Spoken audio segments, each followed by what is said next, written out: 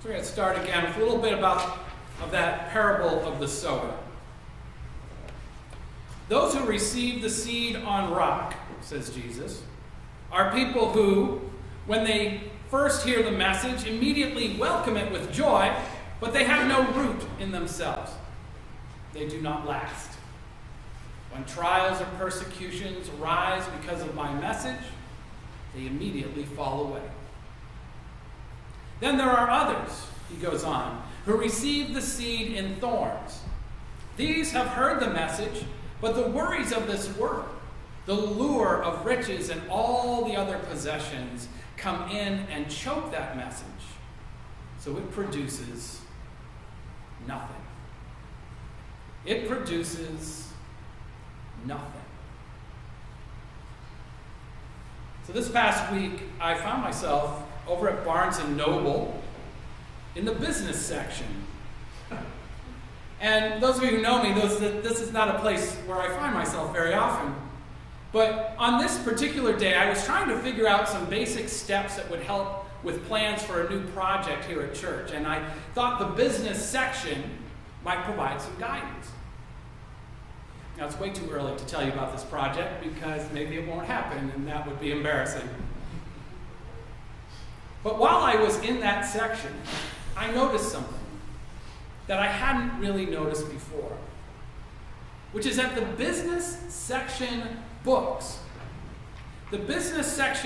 rather than containing the pragmatic titles I was searching for, the business books look a lot like the books in the self-help section, which also look a lot like the books in the New Age section, and the psychology section, and all three of the spirituality sections.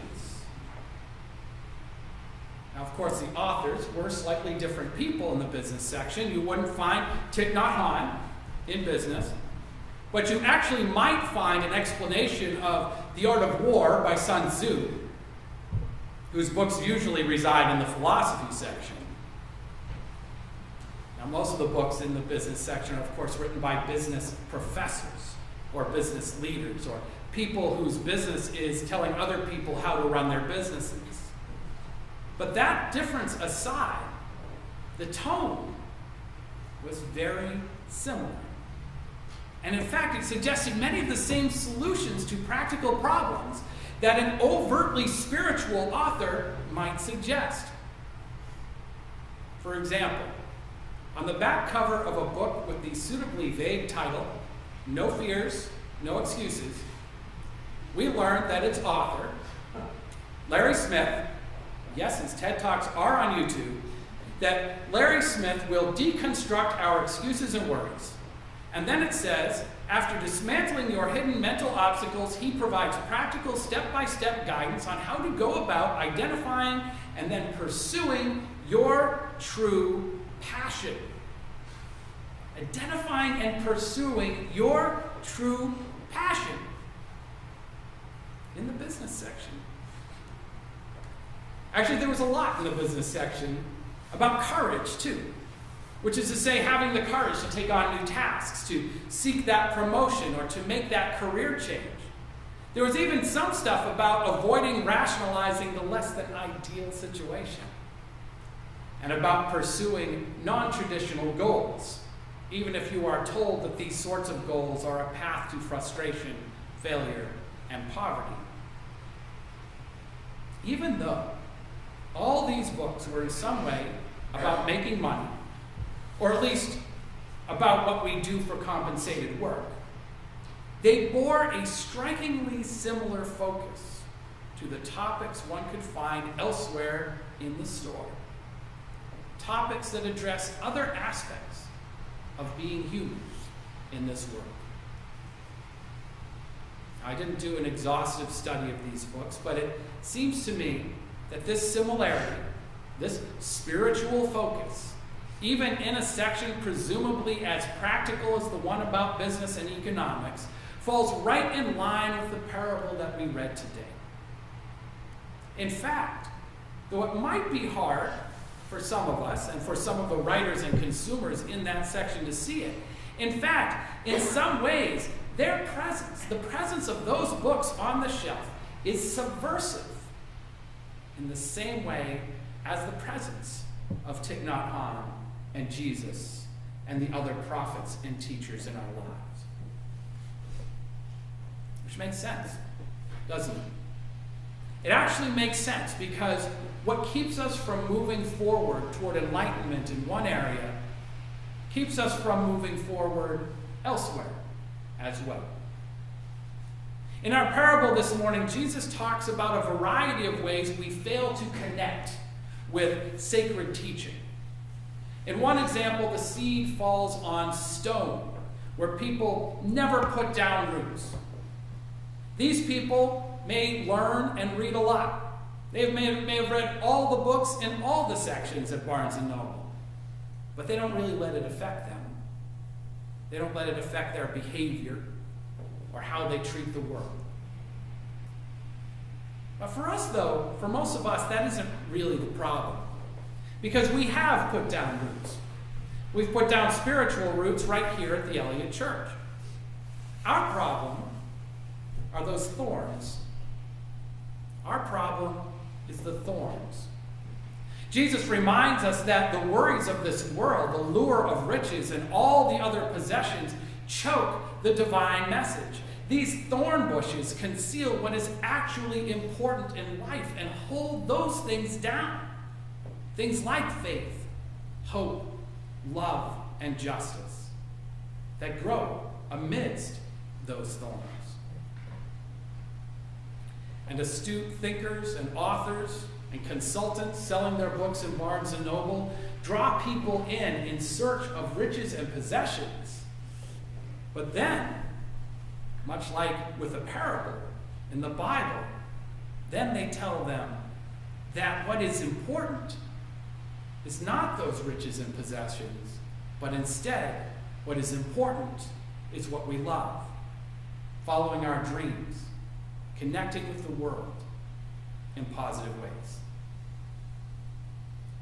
Our business consultant, Larry Smith, talks about doing what we love, and he talks about it a lot. But as you may have gathered from the back of his book, he uses the word passion.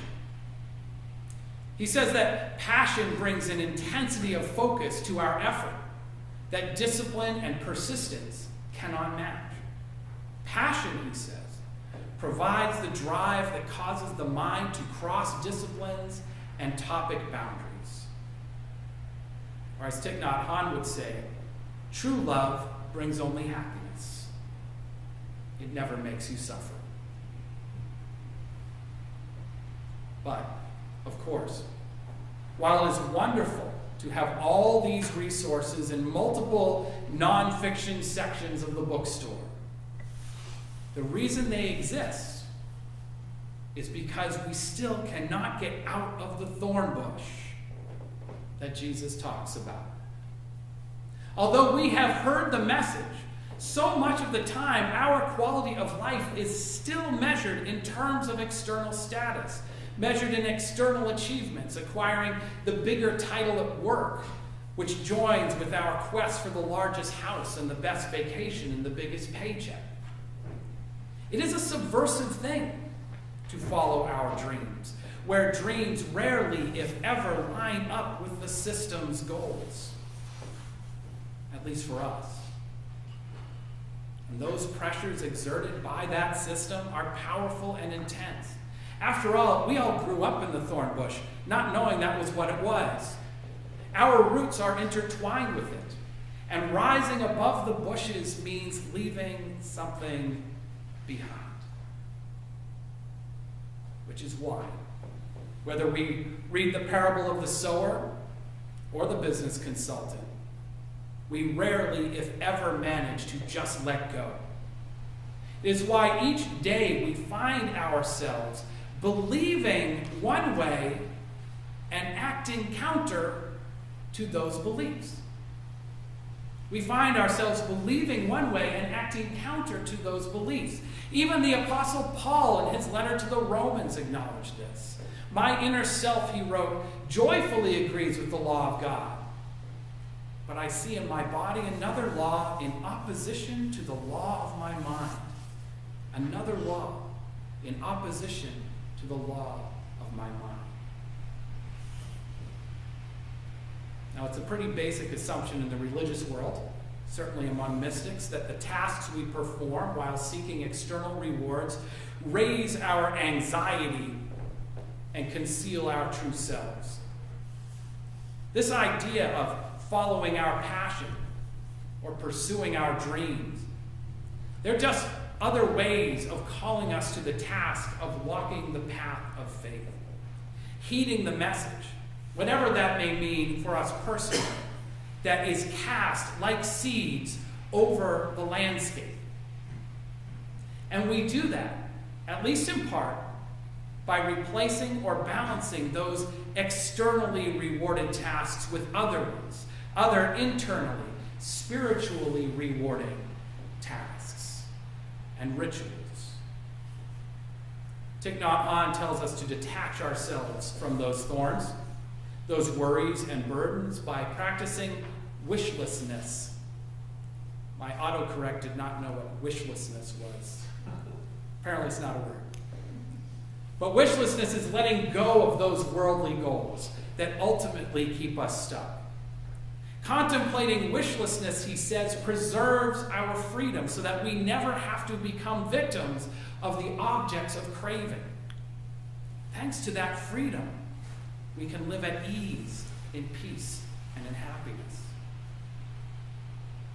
So being here together while keeping the Sabbath holy is one example of how we maintain this wishlessness, how we keep our eyes on the true prize. But a deeper challenge awaits us in those areas where we spend most of our time. When I come to church during the week, it's just me and Felicia mostly. You're all somewhere else. Now, fortunately, my trip to Barnes & Noble would indicate that there is plenty of instruction and advice outside of these walls for us to choose from. All it takes is a little discipline on our part to find a call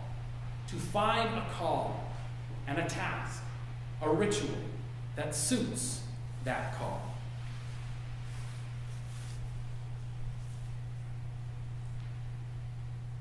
Now, I know that some of you got pretty excited a couple of weeks ago when I suggested that slacking off might be a good Lenten discipline. And I still believe that that is true. If you have ever actually been stuck in an actual thorn bush, which sadly at one point in my childhood was a not uncommon occurrence for me, you know that the first step, if you want to avoid holes in yourself and your clothing, the first step is not to tear away, but to relax, to assess the situation, to get to know that thorn bush a little bit before extricating ourselves. But then, of course, the next step is removing those thorns, each one hooked onto us in its own way. And slowly, carefully, each one can be removed as well. So I wonder if, as we get ready for Lent, I wonder if we each might want to find some sort of ritual, some sort of practice, some mindfulness that can fill a part of the new downtime we have committed to take. Maybe the practice comes from the business section, or maybe it comes from a more traditional source, like the Bible or church.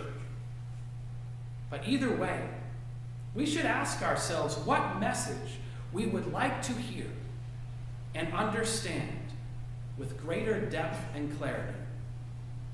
What message will move us to act, to change our lives and the lives of others for the better? What thorn do we wish to remove this year? Amen.